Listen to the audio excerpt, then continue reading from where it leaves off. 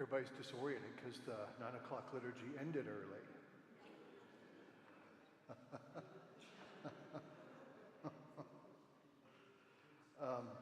You may remember that last Sunday we began looking at the second half of 1 Samuel 2, and we'll continue that. Hopefully we'll get to Samuel's call in chapter 3 because it's really important. So remember, things picked up in 1 Samuel 2, 12 with this report about Eli's sons. And we just want to note something that I think is really important. There's this interesting contrast that's being drawn between Eli and Eli's sons and Samuel. And it's part of a kind of like a larger drawing of contrast between folks like Hannah and Samuel and kind of like what's going on in Israel at large. And to kind of fill in that picture just a little bit, we'll see some details here in just a second. But it's sort of like a dual problem. And it's a problem, I think, that's really worth paying attention to. And the dual problem is, it's the dual problem of the corruption of the worship of the tabernacle, and then Israel's practice of kind of like a religious syncretism, kind of adding in gods and goddesses from the surrounding cultures and incorporating those into her own worship. And those are seen as related problems, and I'll say more about that in just a minute. But just a couple of comments here about Eli's sons. Last time, remember, we looked at one of the things that they were doing, which is they're in effect taking more than their share of particular sacrifices. That is, Leviticus lays out, certain sacrifices, certain portions go to the priest, some are offered to God, and that sort of thing. And the reason for that being, right, was that the priests actually are not given any land. So they're dependent upon the offerings of the people of Israel. And that, by the way, was intentional. They're overstepping those boundaries and basically sort of like taking what they want. And this is obviously serious, and the way that the seriousness comes out, and this is where we stopped last time, is in 2:17. Thus the sin of the young men, the two sons of Eli, was very great in the sight of the Lord, for the men treated the offering of the Lord with contempt. And I think that's a really important observation or point. That is, that one word in effect describes what's happened to what's going on in the tabernacle. There's a contempt for things that belong to God, right? The sacrifices belong to God. They're God's because He's the one who appointed them. The priesthood is God's too because He created it. And the tabernacle belongs to Him as well because He gave the directions for its design and assemblage. And so the idea here is that one of the things that's going on is that Eli and his two sons actually aren't just simply like indulging in like incorrect religious practices, though they're doing that. It reflects literally nothing less than a kind of a contempt of God Himself.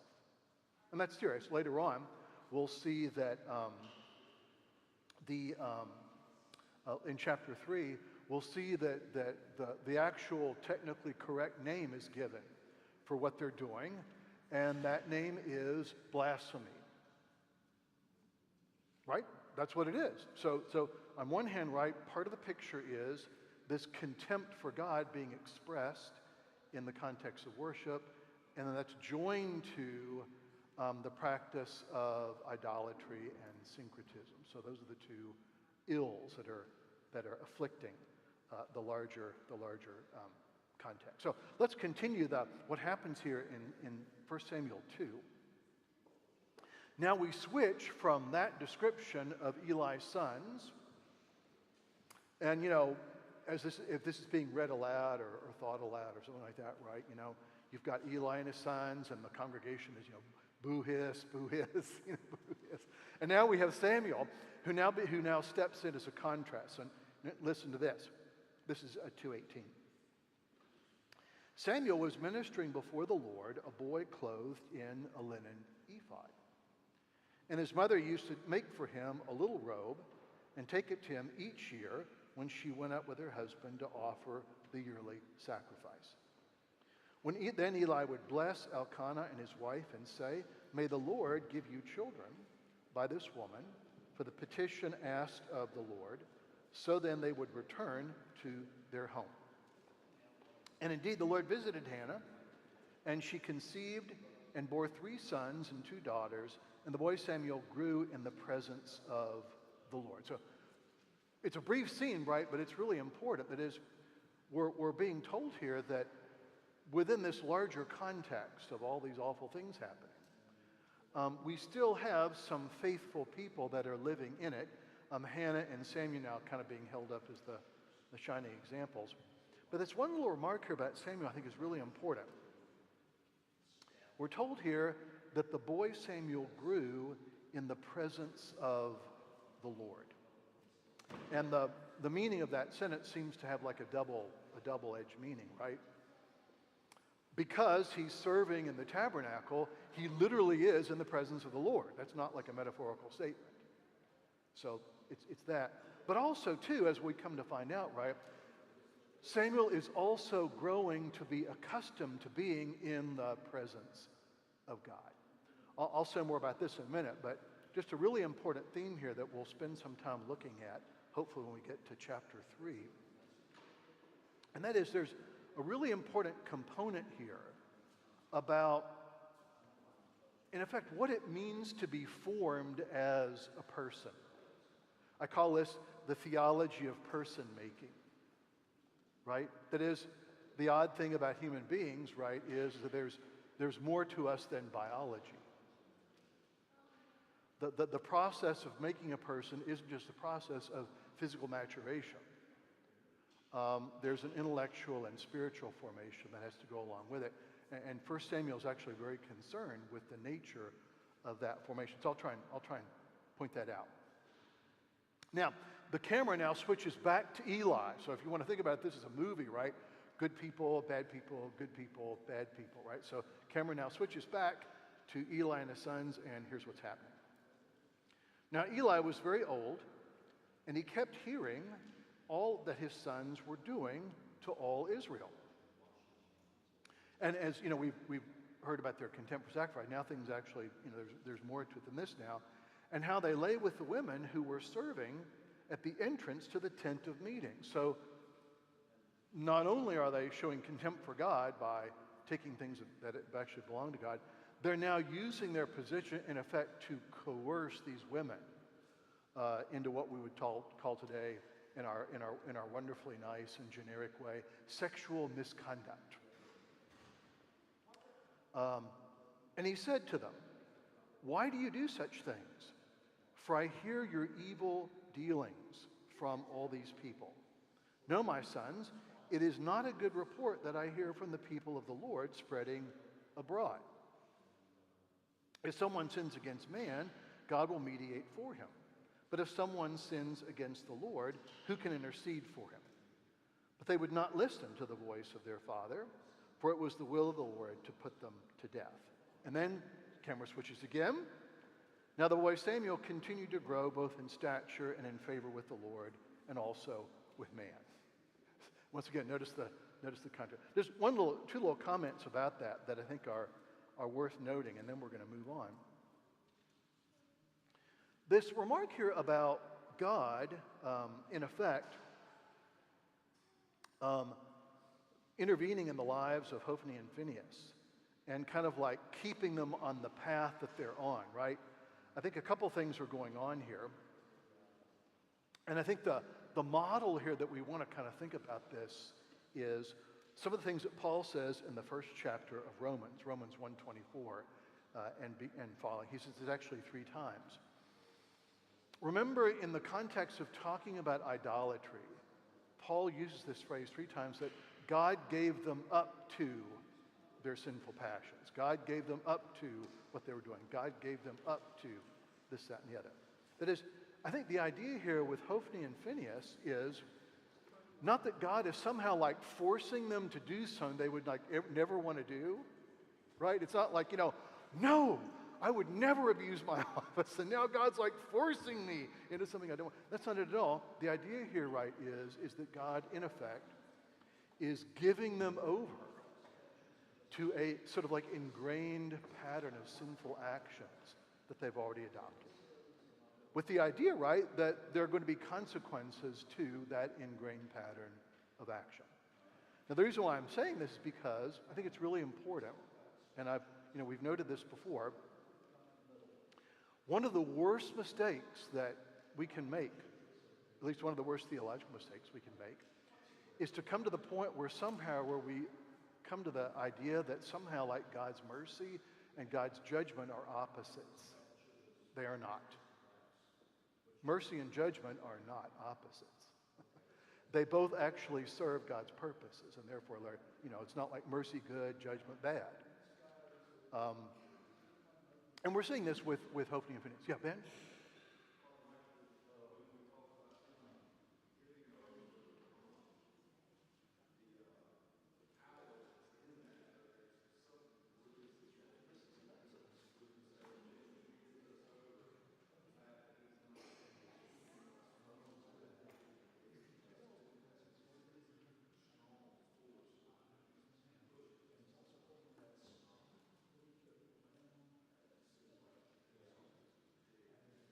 Yeah, there is. And I guess maybe one way to kind of think about that is to think about sort of like the fullness of God's action, right? That is, at one level, right, it's God who begins a person on their pathway toward righteousness, right? That's sort of like, the normative way that the divine action works.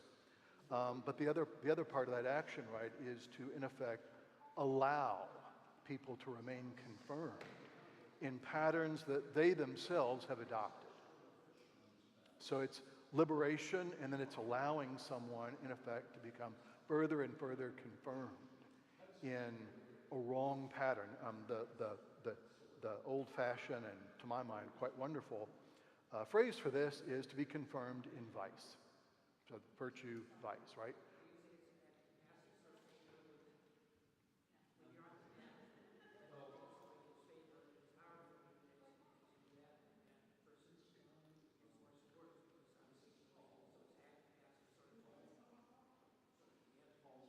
Well, I mean, it's not passive in the sense that God's actually doing something. Yeah, I mean, he's not like forcing Hophni and Phinehas to do things they would never do.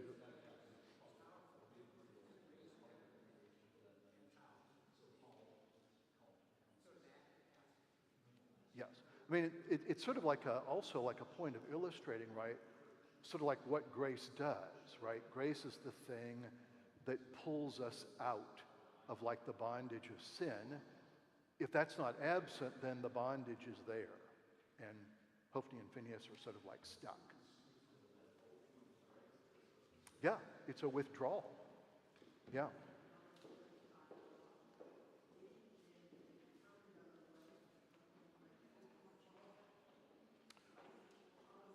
Right.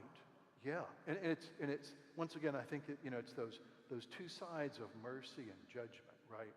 That God is like allowing Hophni and Phinehas, in effect, to pursue and persist in patterns that they've kind of launched themselves off into. So that's one comment. The second comment is this really important notice here in 226. Now the boy Samuel continued to grow both in stature and in favor with the Lord and also with man. That is almost an exact repetition of Luke 2:52 about the boy Christ. And I think it's intentional, right? That is, one of the things that we kind of want to be aware of here, right, is that there's a sense in which we're to kind of see Samuel as a prefiguration of Christ in certain ways, right? So we just want to kind of watch that.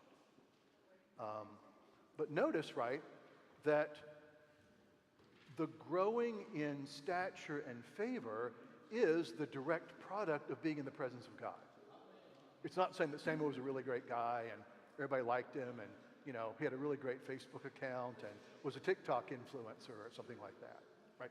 No, this is all a direct product of his relationship with God.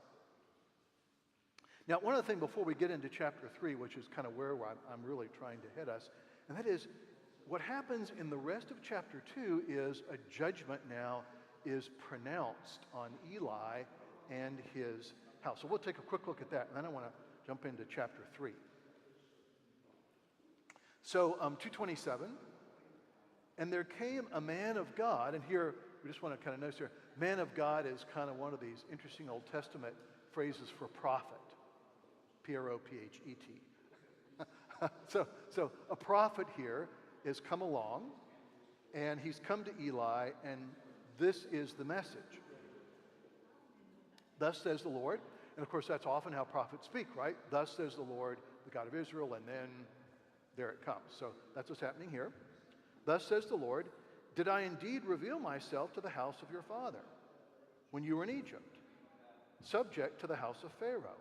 Did I choose him out of all the tribes of Israel to be my priest and to go up to my altar and to burn incense and to wear the ephod before me? I gave the house of your father all my offerings by fire from the people of Israel. Why then do you scorn my sacrifices and my offerings that I commanded for my dwelling, that is the tabernacle? And honor your sons above me by fattening yourself with the choicest portions of every offering of my people Israel. Therefore, the Lord, the God of Israel, declares, I promise that your house and the house of your father should go in and out before me, but now the Lord declares, far be it from me, for those who honor me I will honor, and those who despise me shall be lightly esteemed. Behold, the days are coming when I will cut off your strength from the strength of your father's house, so that there will be not an old man in your house. Now that's important, right? For two reasons. First, as we'll see how this works out later on in chapter 4, how Eli and his sons meet their ends. That's a story for another day. But the really important point here is this. Notice that God reminds Eli of how all this has come about. That is, God reminds Eli of a really important fact about himself and his sons. They hold the priesthood of the Old Covenant as a gift from God, and this priesthood was something that God himself established. They didn't create it, right? And therefore, their actions, their abuse of that office, are not simply incorrect or wrong or immoral. Rather, they are blasphemous. They've taken something that God has given them for a certain purpose, the service of the tabernacle and the service of the people of Israel, and they have bent it and contorted it and corrupted it to use it as an instrument for their own benefit. And therefore, right, they have to go. Now, we just want to see here, I think, something really important, and this is why I say mercy and judgment aren't opposites. God's going to exercise judgment upon Eli for what he and his sons have done, but it's really important that we understand why. This is simply not an arbitrary punishment, right? It's not, okay, you landed in jail, and you don't get the $200 for passing go. Sorry, it's not that. It is that Eli and his sons are nothing less than a spiritual threat to the people of Israel, and they need to be corrected.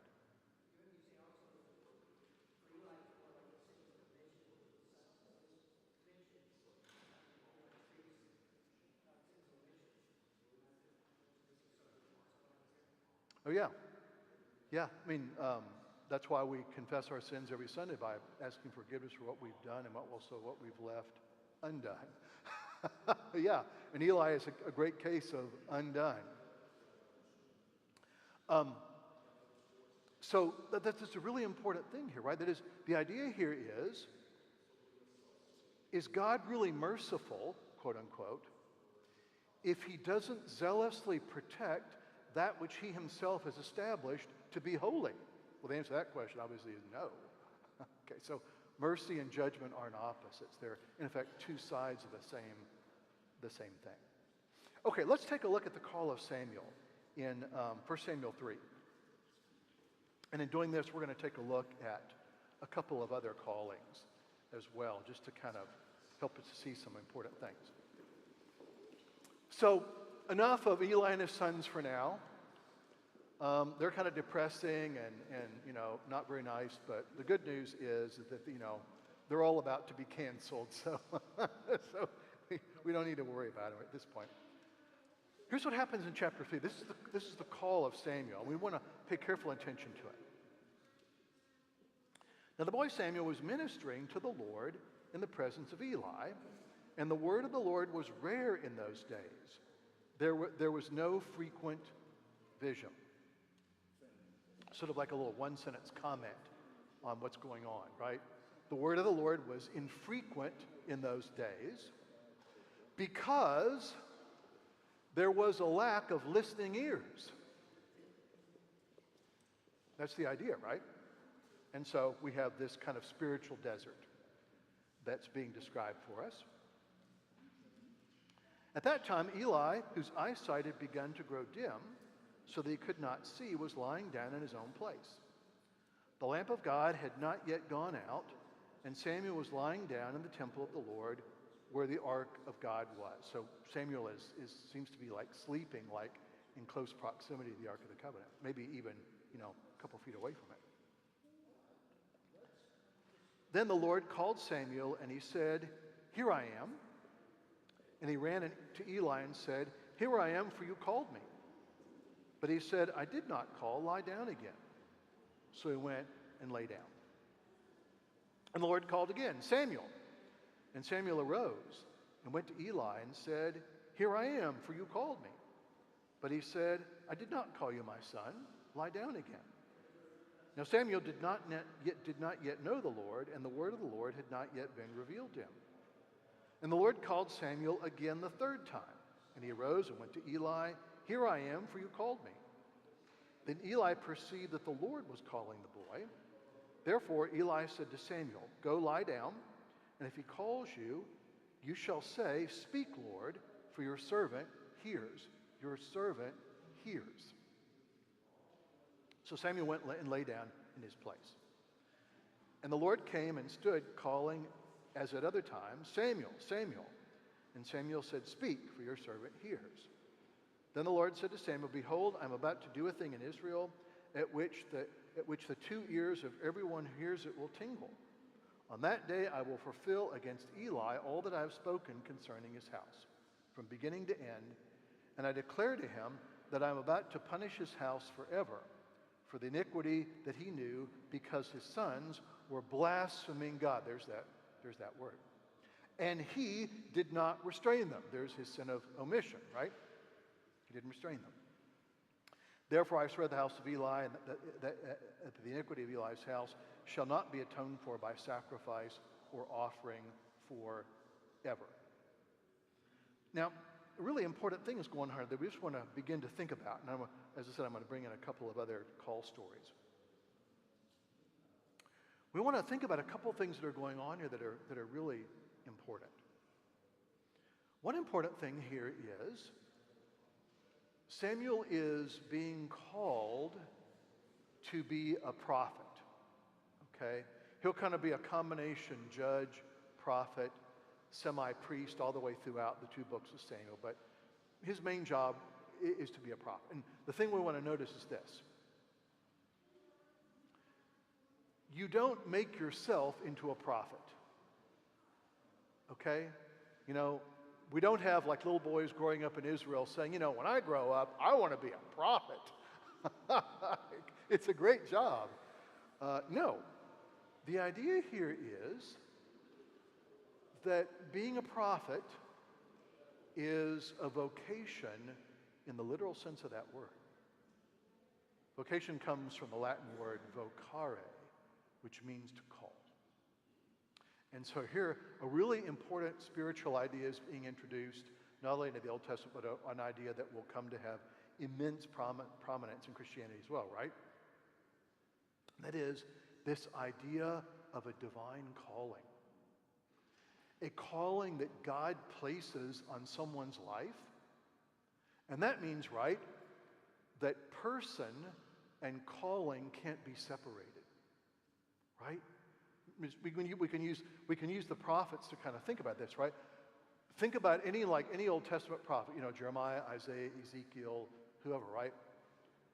The last image that we would have of them, right, is somehow at the end of the day, right, at 5:30 in the afternoon, right, they've got their little time card and they punch it in the clock. Okay, I'm off duty as a prophet. Now I can go home and, watch television or something like that.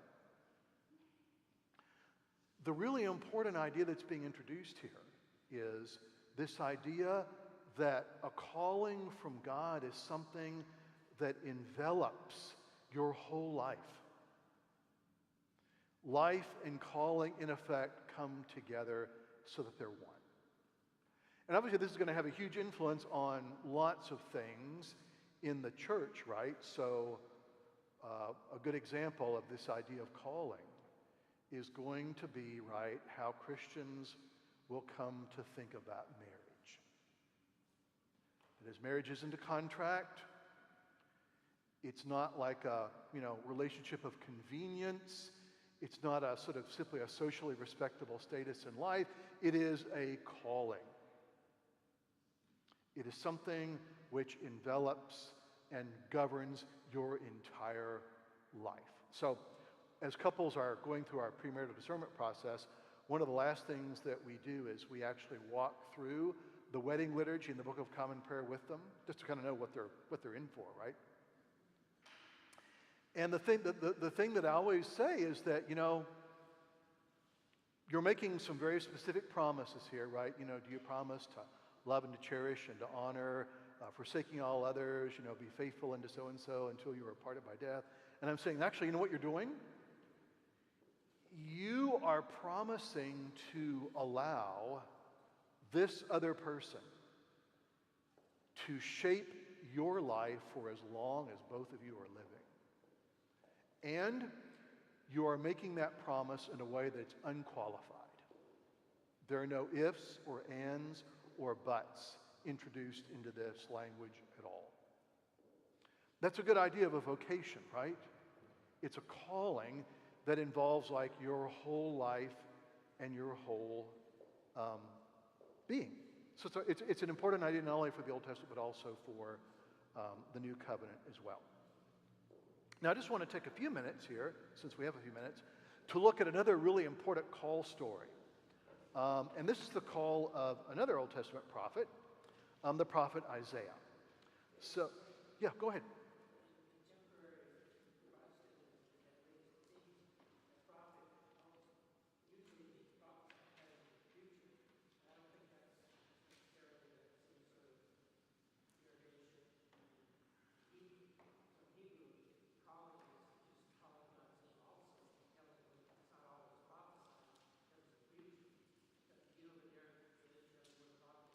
Yes, mouth. Nabi. A prophet literally is a mouth of God. Yeah. Yeah. There's a good example of that is there's a seminary which over the main entrance has one of those elaborate, pediments, stone pediments on the porch. And carved into that pediment is the two Latin words, Schola Prophetarum, School of the Prophets. We're training people to speak God's word to his people. Or that's what we're going to try to do anyway. Whether we do that or not, it's another issue. Okay, so let's take a quick look at Isaiah 6. This is the story of Isaiah's call to be a prophet. And once again, we want to notice some similarities. And then I want to tie that into one other calling story. So here's what happens in Isaiah 6. And this is kind of a nice story because it's kind of somewhat familiar to us. In the year that King Uzziah died, I saw the Lord sitting upon a throne, high and lifted up, and the train of his robe filled the temple, and above him stood the seraphim. Each had 6 wings. With 2 he covered his face, with 2 he covered his feet, and with 2 he flew. So notice here, 6 wings. One pair of wings does this to shield the eyes of the seraphim from the glory of God. One of their functions. And then, right, here's what Isaiah hears. He hears them calling back to one another. Holy, holy, holy is the Lord of hosts. The whole earth is full of his glory. Have you heard that before? Okay, this is where it comes from, right? And the foundation and the threshold shook, and the voice of him who called, and the house was filled with smoke. The house here is the temple. That's where Isaiah is. And I said, woe is me, for I am lost, for I am a man of unclean lips, and I dwell in the midst of a people of unclean lips, and my eyes have seen the King, the Lord of hosts. That is, notice here, right, this is really important.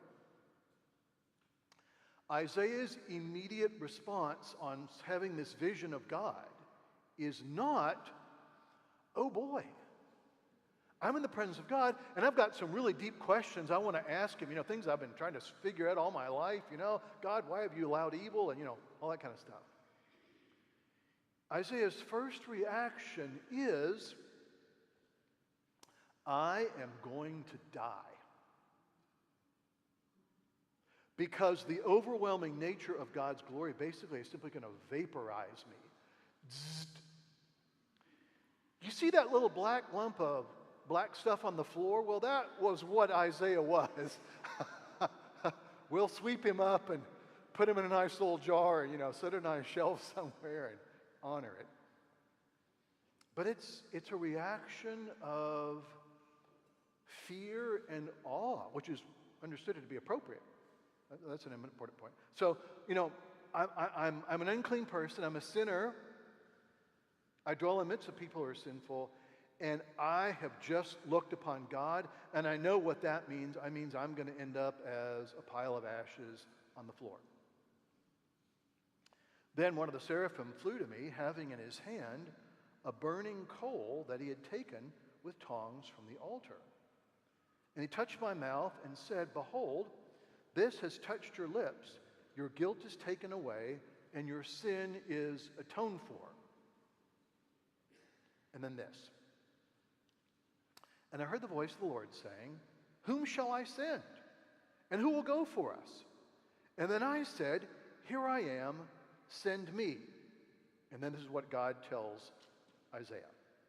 Go and say to this people, keep on hearing, but do not understand. Keep on seeing, but do not perceive. Make the heart of this people dull, and their ears heavy, and blind their eyes, lest they see with their eyes, and hear with their ears, and understand with their hearts, and return and be healed. Then I said, how long, O Lord?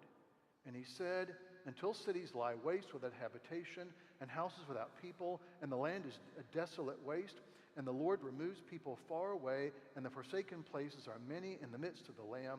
Although a tenth remain in it, it will be burned again like a terebinth or an oak, whose stump remains when it is felled. The holy seed is that stump. So, 2 things about this that we want to pay really close attention to. First, this is a story about calling, right?